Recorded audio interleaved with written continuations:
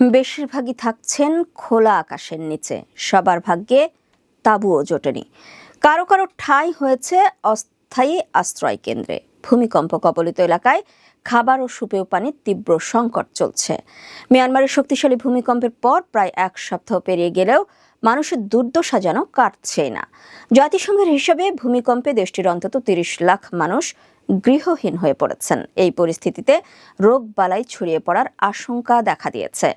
গত ২৮শে মার্চ ৭.৭ মাত্রার ভূমিকম্প হয় মিয়ানমারে। তথ্য অনুযায়ী ১৯১২ সালের পর মিয়ানমারে আঘাত হানা সবচেয়ে শক্তিশালী ভূমিকম্প ছিল এটি।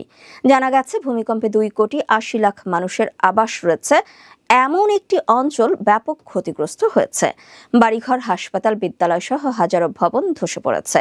এতে বিস্তীর্ণ এক অঞ্চল পরিণত হয়েছে ধ্বংসস্তূপে। জাতিসংঘ বলছে ৪ বছর আগে শুরু গৃহযুদ্ধের কারণে মিয়ানমার